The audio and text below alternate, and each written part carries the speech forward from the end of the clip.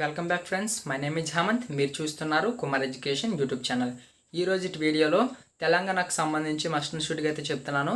Telangana students ఎవరైతే ఉన్నారో open 10th and open inter అలానే రెగ్యులర్ ఇంటర్ వాళ్ళు ఎవరైతే ఇప్పుడు అడ్మిషన్స్ అనేవి అయితే ఫిలప్ చేయాలనుకుంటున్నారో అందులో కొన్ని ఎర్రర్స్ అనేవి అయితే రావడం జరుగుతుంది. ఎవరికి అంటే పర్టికులర్గా తెలంగాణ అంటే టీఎస్ ఓపెన్ 10th చేసిన వాళ్ళు రెగ్యులర్ ఇంటర్కి అప్లై చేయాలి అని ఎవరైతే అనుకుంటున్నారో వాళ్ళకి ఎక్కువగా ఈ ఎర్రర్ అనేది అయితే రావడం జరుగుతుంది.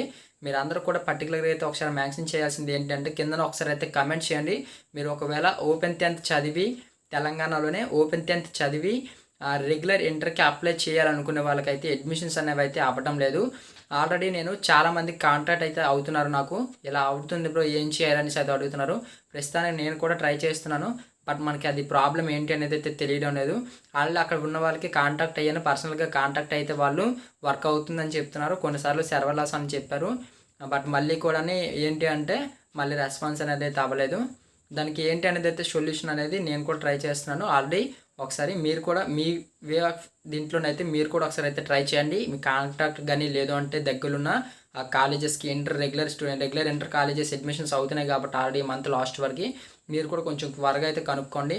ఆల్రెడీ ఓపెన్ 10th వాళ్ళకి పాస్ అనేది అయితే చేశారు, బట్ మనకి ఈ రెగ్యులర్ ఇంటర్కి అడ్మిషన్స్ అనేవి అయితే ఫిలప్ అవ్వలేదని అయితే బాధపడుతున్నారు.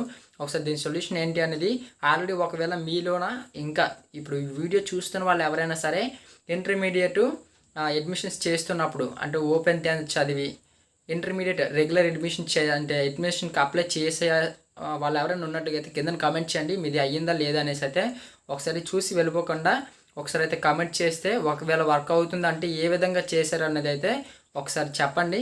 లేదంటే కింద కామెంట్ చేయండి, లేదా పర్సనల్గా అయితే కాంటాక్ట్ అయితే నేను ఎలా చేశారు అనేది అయితే తెలుసుకొని నేను మస్ట్ షూట్గా వీడియో అనేది అయితే అప్లోడ్ చేస్తాను. చాలామందికి ఎర్రర్ అనేది అయితే వస్తుంది.